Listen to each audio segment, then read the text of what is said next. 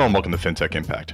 I'm your host, Jason Pereira. Today on the show, I have Laurence Cooke of nanopay. nanopay is a modern payment infrastructure platform that basically allows vendors and participants in the marketplace to settle payments far more rapidly than traditional banking infrastructure. And with that, here's my interview with Laurence.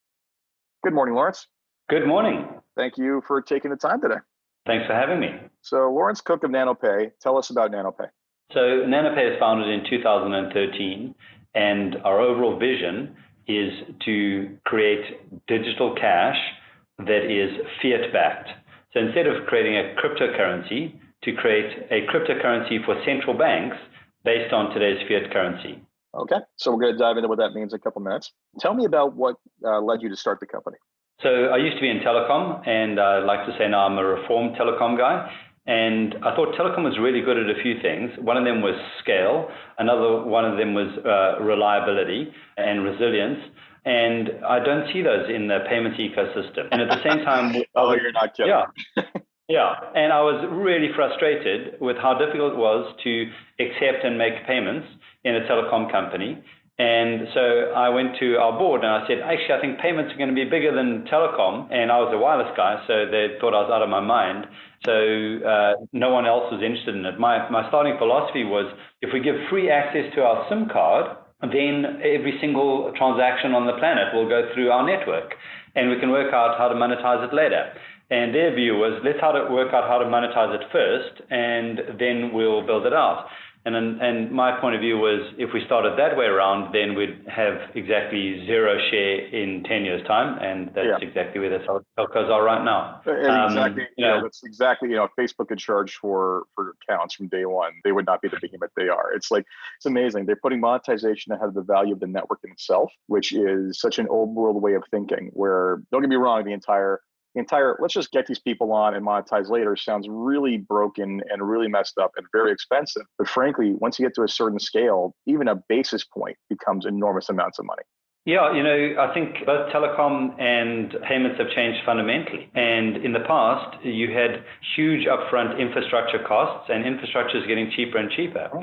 Infrastructure always used to be hardware, and now infrastructure is becoming software. Software was this big monolithic thing that you built in only large organizations, and now software can be built at the speed of light through distributed networks and in an open source way, where globally you have thousands of people contributing to your code. So I think these things have changed, and telcos and most of the providers of payments have not. No, they've not. And that's interesting. The online world's difficult enough, but I just came back from the US, and I find that trying to pay with a credit card is almost like a game of roulette down there. Like, I basically never know if I'm going to be asked for if I can use chip, pin, touch, or swipe, or if I'm going to be needed, or if I'm going to require a signature or not.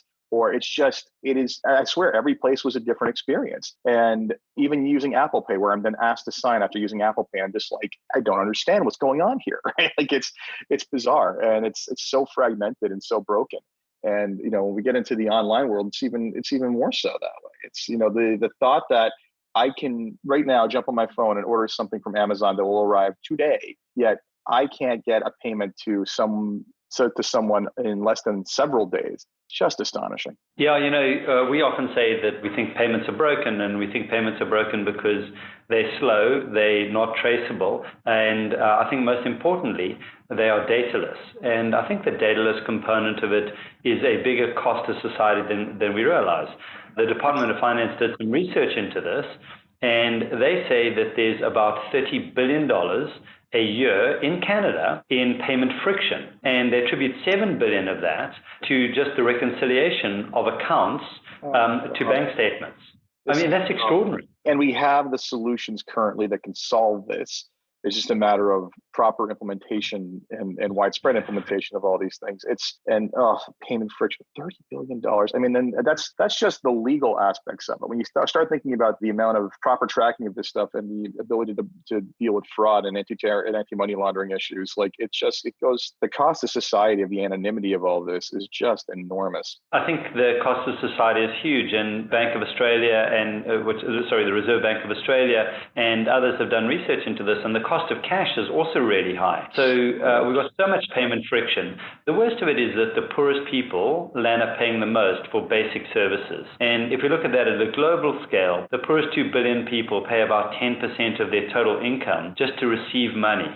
And, that's stealing from the poorest people, and it's just an awful thing. So our ambition as a company is to make lots of money out of the richest people and give away free payments to the poorest people in the world. So let's go back to what you started off by saying. This is a fiat-backed transaction system. So we've seen a number of crypto-backed transactions platforms, or just at least ones that are using it to basically just transact from one country to another, then back into fiat. Tell me how your system works and how it's different. So maybe if I take a step back and just look at all of the innovations in payments, because there have been a lot of innovations in payments over the last 5 years or so. I think the first thing that I'd say is most of the innovations in payment have been in the user experience or in the user interface. And very little of the innovation has actually happened in the underlying rails, in focusing on the underlying real issues of liquidity, security, AML, KYC, onboarding. So we're focused on those other things. So we're trying to provide infrastructure where literally thousands of companies can build on our infrastructure to transform the overall experience. But for you to be able to have a traceable payment and a data-rich payment and a fast payment and a secure payment, you need new infrastructure. And so the legacy infrastructure just cannot deliver that as is. So that's why we start off by building this core platform that is blockchain-like, because it does have aspects of blockchain, but it's not distributed. So it's a centralized blockchain technology to be able to deliver this. So what it is, and it can be used to create a cryptocurrency if you really wanted, but we're focused on working with central banks and banks, because we don't believe that we want to replace a bank, we just want to make banks better. And the reason we don't want to replace banks is because banks have this special license to be able to create money out of thin air, and our economies need that. For every dollar in a bank, there's $10 of liquidity out there. And we are not in that business, and we're not in the business of lending. We just want payments to work better. So if we can work with banks and with central banks to make payments better, we've achieved our end goal. So what we've built is an infrastructure that allows this to happen in a much more effective and much more efficient way. So I'll give you some numbers so you can attach it to in terms of scalability and resilience. So we built a platform that today can do 60,000 transactions per second on a laptop. And so if we compare that with infrastructure that's in place, Visa and MasterCard combined with billions of dollars of infrastructure cannot do 50,000 transactions per second. Faster Payments in the UK, where they invested £1 billion in their infrastructure and many more in the software, can only do 2,500 transactions per second. So if you compare our infrastructure and our transactions per second, and we're doing data-rich payments with any of those infrastructures, our infrastructure on a cost per transaction per second is close to 100,000 times cheaper. So how do you compete with 100,000 times cheaper? Yeah, no, that's a very compelling point. So what is the secret sauce that's basically leading you guys to be able to essentially crush the competition on transaction times? I think a few things. Firstly, most of the innovation, as I said, has happened on the front end and the user experience rather than in the core underlying architecture. We really focused on that, and we wanted something that could be scalable and resilient from the start. And so most of our engineers come from a telecom background. And if we just compare that, I mean, you already spoke about your poor experiences, and it's always different in credit cards, but also they get declined. And you travel somewhere and they phone you and they stop your card, and then you have to phone and say, oh, no, it's okay, I am traveling to Greece and you can now release my credit card. Canadian issued credit card would not be accepted in various places. It was frustrating. Yeah, and then also the infrastructure goes down. I can't tell you how many times I just log into my bank account and it says you can't do anything for now because there's system maintenance or something like that. Well, we've got engineers here in our office that built E911. Do you know how many times E911 has gone down? I hope zero. Zero. It has not been down for 1 second. And not only is there no unplanned downtime, there's also no planned downtime. It is literally changing, and it's always changing and always growing and always improving, but it's never ever been down, and there's no plan for it ever to be down, not for 1 second ever.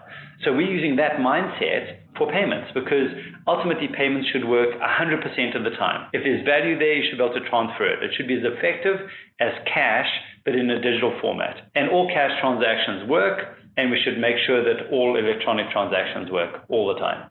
Agreed, especially if we're going to convince people to abandon their cash transactions. I mean, the big complaint I hear is like simply like, okay, well, what happens if the power goes down, right? Well, the thing is in reality now, when we're dealing with mobile devices everywhere and businesses, many of them using iPads for point of sale, frankly, if the power goes down, as long as you have a cellular connection, there's no excuse for not being able to take in a payment, right? At least that's the world we should be living on versus the world we currently live in. So thus far, your market is, again, established players, B2B play. It's a B2B play, really. What's the reception been thus far from what they're seeing? Yeah, so I think the reception has been incredible. We are not out there trying to get one business at a time, although if you did want to use our platform, you can sign up online through our SaaS platform, which is Avely. But we mainly focused on building solutions for banks and for accounting firms, and we're selling them a white label solution. So you might be using our platform and not even know it. But at the core of this, we want data rich, we want speed, we want security, traceability. I mean, we say it's absurd that you can send a wire and not know where it is for days on end. And that can be a $16 million wire, but you know where your pizza is, which is only $16 to the second. Yep. Right? You're absolutely right. I mean, Domino's is more efficient than the actual banking system of the world, which is just frightening when you think about that. And I speak from experience. I just basically paid for an Airbnb through PayPal, and it's like, well, we'll let you know when this is cleared. Thanks. Like seriously, this is the world I live in. Oh man. So I mean, exactly. There's a lot of competition in this space in terms of payments. I see payments companies popping up everywhere, and I get why. We're talking about there is nothing that scales more than payments. I mean, the number of dollars transacted in the world, and I've stated on the show before, is just utterly mind-boggling. So lots of competition. How are you differentiating versus what the other players out there are looking at doing? Yeah, so I think a few things. The first thing is we are not trying to build a consumer base. We are not a consumer proposition. And we're not even trying to get businesses one at a time, because that is not the space we're in. And we are providing, I think, a very good user interface and a compelling interface. But at the end of the day, we are infrastructure. So we want to be the guts behind all of these guys. And if we can provide a platform where everyone can innovate on top of the platform, then there should be lots and lots of retail solutions, whether it's retail for small businesses. And when I say retail, it's aimed at directly going to market. So we want to be the infrastructure in the background, providing that so that we've got a platform for innovation for the whole industry. And I think in Canada, this is a matter of national competitiveness, because I think you need two things to be a competitive business in this modern, the world is flat world. And that the first thing is good telecom infrastructure. And I do believe we've got good telecom infrastructure in Canada. It's expensive, but it's good infrastructure. And then the second thing is a good and thriving innovative payments ecosystem. And we do not have that. We are years behind. Asia is miles ahead of us. There are parts of Africa that are ahead of us. I mean, the mobile payments in Africa are extraordinary. They're expensive, but they work, and they're ubiquitous. And here we're using old-fashioned paper-based platforms that we have slowly automated and made electronic, and it's just a terrible experience. It's bad for liquidity, it's bad for cash management, it's bad for cash flow, it's bad for business, and we cannot compete at a global scale unless we fix this. So we want to provide an infrastructure in Canada and in other countries where you can build on top of that infrastructure to give the best possible experience. Yeah, I mean, the success of Alipay and paying via WeChat in Asia is just staggering. I mean, I teach on occasion, and one of my Chinese students came up to me and was just like, I've only been here for a little while, but can you tell me why the payment system here sucks so badly? And I was like, well, how much time do you have? And she's like, well, she pulls out her phone. She's like, look, I just sent this while you were talking. And she pulled, and that was WeChat, right? I'm like, yeah. I'm like, well, you're a little bit ahead, which is ironic. And, you look at that plus the, M-Pesa in Kenya and Tanzania, it's almost shameful how far it is. No, it is absolutely shameful how far behind we are. And frankly, so back to your platform. So essentially what you're really looking to do is almost, for lack of a better term, become an AWS payments. You want to be sitting in the background, providing the platform that's going to do all this stuff. And at the same time, you're allowing people to build over top of you, leveraging your APIs to build their own custom interfaces. So again, NanoPay is not a name that the consumer's ever going to come to click on a NanoPay app. But if I'm, trying to transfer money using, if someone wants to take a crack at creating another Venmo for Canada, which already was tried and failed, then they could technically use you as a back-end service provider. Exactly. And, internally we talk about building the operating system for money. And, I think ultimately that opportunity is right here and right now. I think like Libra and other cryptocurrencies have really put the central banks on notice that if they don't do something, that they're going to lose the sovereignty of their underlying currency. So to protect that, the best thing they can possibly do is digitize the existing currencies.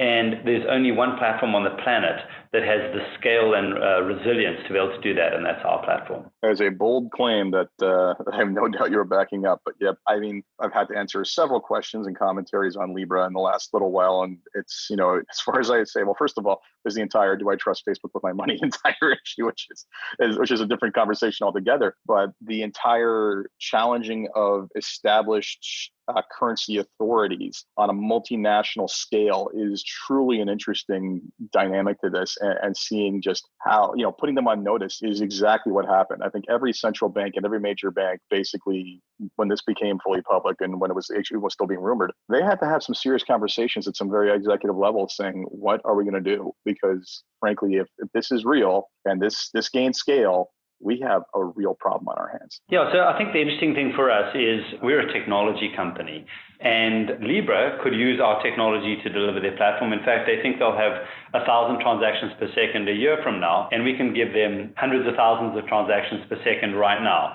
So they'd be crazy to go and build it themselves anyway. But really, our market that we focused on is central banks. And any central bank can compete on price performance with something like Libra right now by using our platform. And banks can use our platform right now to give their end customers, which we've mainly focused on the business market, so a payment capability, an accounts receivable and accounts payable solution that integrates within their accounting platforms, but also cash and liquidity management, where today this is very rudimentary. I think in Canada, we need open banking. In Canada, we need access to the rails. In Canada, we need payment initiation. If we have those things and a modern set of rails, we can compete globally. Without those, we cannot compete. I'll add your name to the list of people who've complained about the need for open banking on this podcast. And I, too, am a big believer in it. And unfortunately, the banks are going to kick and scream and prevent us from getting there for as long as possible. But yeah, it is shameful to the degree that we have not evolved those. We've not moved to that level yet. So let's go back to the entire Libra statement. So at the end of the day, you're agnostic to fiat currency, but it sounds like you're also agnostic to crypto. Is that the case? Yeah, so we don't do anything in crypto today, but if Facebook wanted to buy the best platform on the planet, we're the guys that already have it available today. So that's not a conversation that we've had, but we could easily deliver it. Just send anyone you know at Facebook a copy of this podcast and see where the conversation goes. I didn't intend it that way. I was just saying we've built infrastructure that has resilience and scale that no one else has. Fair enough, but well, let's just say I do have quite a lot of listeners in the Valley, so we'll see what comes of it. Yeah. So in general, though, I mean, so this is essentially, I almost feel like this thing is sort of done. I mean, like, you've built the backend engine that's going to be able to support all this. At its core, your product is finished, is it not? Like, I mean, from here, all you're doing is building functionality and greater evolving needs. Yeah. So, I think we do still have some work to do, and I don't think we're ever going to rest when it comes to things like cybersecurity. So that's an ongoing requirement, and you always have to be investing in this to stay ahead of the pack. I think the second thing is that we always want to make sure that it's becoming more and more scalable. So we're not going to stop with where we're at right now. We think we'll eventually get to many hundreds of thousands transactions per second per server. So we want to get there. And then on the resilience side, when money is important, it can't ever fail. So I don't think that's anything where we ever want to rest on our laurels and say our job is done. Also, we're at a point where we built some initial interfaces, and we want to get to a point where we've open sourced all of the user interfaces so that other people can start to either use our SDK or our APIs, or take our existing open source code and develop on top of that. So, we want to create a whole community of people working on this. We have an unusual framework which gives us the scale and gives us the speed and gives us the resilience, but not everyone has to be familiar with that to benefit from the open source user interfaces. I mean, software is never done, but you're extending, you're at a level where you're more than ready. It's more than ready for showtime. You've done that. Compounding on your lead, of course, is something you have to do. So one of the other points to mention here is that I noticed that you allow for both on-premise and cloud deployment, which in the financial services space, I would think would have to be, most of them are just not ready to go cloud fully. I'm curious, what's been the split thus far? How popular has each option been? Yeah, so at the moment, the vast majority of our stuff is in the cloud. And the reason for that is whether it's our cloud or their cloud, it's a much easier and faster place to innovate. But we do have liquidity and cash management solutions that are much more appropriate to be on premise. So, if you're managing liquidity of a large global bank and they're moving hundreds of billions of dollars a day, it doesn't make sense for that to be sitting in the cloud somewhere. So that gets installed on premise, and with that it comes their own set of requirements on resilience and that sort of thing. So resilience is built into our ecosystem, but also banks take that to a whole new level by putting it in all of their infrastructure. Also, banks don't want us touching any of their core systems, so we're pretty much giving them the software and letting them deal with it from there. So, I think there are use cases. When it comes to a small business, there's no sense of putting anything on premise. Everything should be in the cloud. But when it comes to cash and liquidity management and hundreds of billions of dollars, that should be on premise, and it probably will be on premise for a while. And even when it goes into the cloud, it'll be their cloud, not our cloud. Yeah, or some sort of subcontract dedicated data service. No, absolutely. Security is one thing in this space that cannot be understated, and the need for it cannot be understated. Anyway, so thoroughly impressive, and frankly, I sincerely hope that you gain scale, because my goodness, it would make my life less frustrating. So a couple of questions for you before we wrap up. The first question for you is, if you had one wish for something to change in your company or the industry as a whole, what would it be? If I had one wish for change. So in the United States, when everyone moved west, they sent the cowboys out there first, and they were followed by sheriffs and the law enforcement afterwards. In Canada, when we went out west, we sent the RCMP first. And if for some reason in Canada, we think we need permission to innovate. So in Canada, the one thing I'd like to change is this crazy idea that we need permission to innovate. We should have sandboxes and the ability for our companies to innovate ahead of the regulation, and the regulation should play catch up. Right now, every single bank and every single regulator thinks everything's got to be regulated, and you can't do anything without permission first. And permission can take years. So that's why we're behind on innovation. So we got to get away from this crazy mindset that we cannot innovate without permission. Yeah, I mean, there's definitely something to be said about the move fast and break bleep, attitude. But you're absolutely right. The number of conversations I hear, and before they even start, simply because they're like, well, it's never going to happen. It's like, well, you don't understand the nature of regulation and governments if you're thinking that way, right? Like you can go and talk to them about this lofty idea, and they just can't wrap their heads around it. You build it and show it, then they have something to contemplate. You prove a market, then they have something to look at, right? And then you have leverage, as opposed to basically going and asking for permission as opposed to forgiveness. Agreed. And look, I'm not saying we should ever do anything that's bad for consumers or bad for the stability of our banking system or our ecosystem, but often we use those as a crutch and an excuse not to innovate. And I think that's unacceptable. If we want to have a Canadian dollar 20 years from now, we have to innovate. Otherwise, our currency will be Libra or US dollars or euros. It'll be someone else's currency, a made-up currency.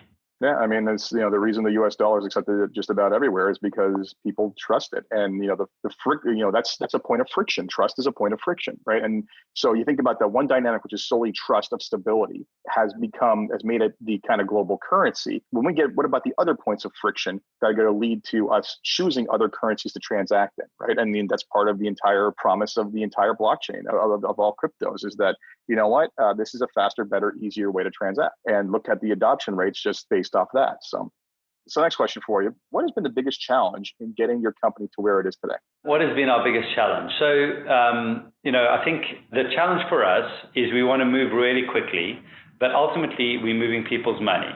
So we often have technology ready that we could get in market right now, and we spend months delaying it over either regulatory issues, or we spend months delaying it, checking it and double checking and triple checking it. And I think our biggest issue is we want to go faster and faster, but we're constantly held back because this is people's money. And we just don't have an environment here in this marketplace that allows us to be successful in the short term. So most of our opportunities are outside of Canada. So our biggest frustration and our biggest holding the thing back is Canada. We've got our fundraising abroad. Most of our clients are abroad. Most of our innovation is abroad. And it's so sad that we cannot do anything here at home.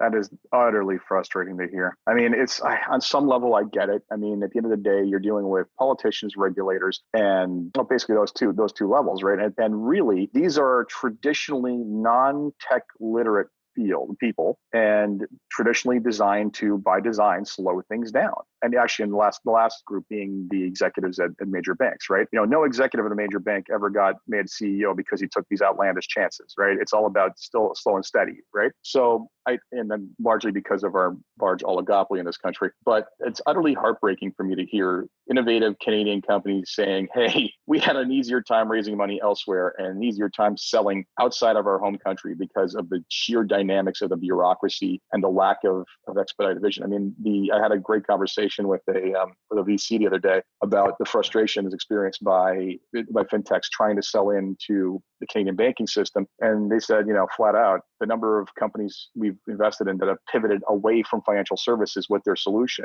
because of the sales cycles taking so bloody long and the vendor cycles taking so long that it's astonishing. And you hear that, it's like, so let me get this straight. All these wonderful ideas, all these wonderful products are being thrown at you, and you basically cannot get organized enough to implement them to the point where these people are so frustrated, they'll move on to, believe it or not, healthcare for faster adoptions in some cases, which is just astonishing. So frustrating. We definitely need change in the way we handle these things. And if we don't, we're going to get our butts handed to us globally. The last question is, what excites you the most about what you're working on or what it is you're doing, and what gets you up every morning to continue on fighting the good fight?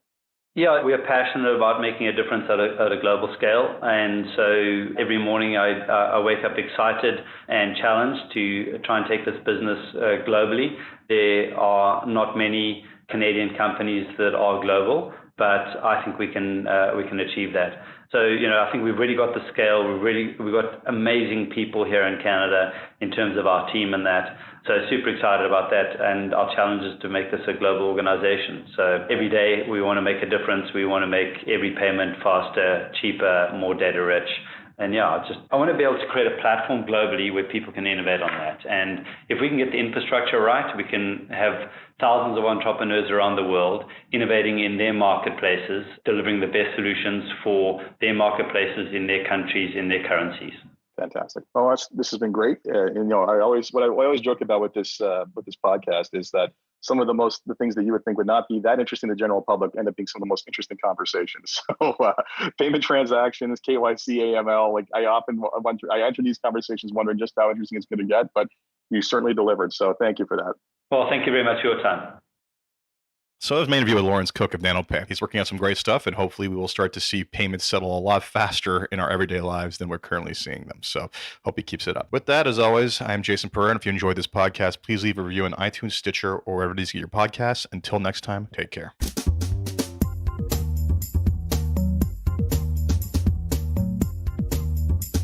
This podcast was brought to you by Woodgate Financial, an award-winning financial planning firm catering to high net worth individuals and their families. To learn more, go to woodgate.com. You can subscribe to this podcast on iTunes, Stitcher, and Google Play, or find more episodes at fintechimpact.co.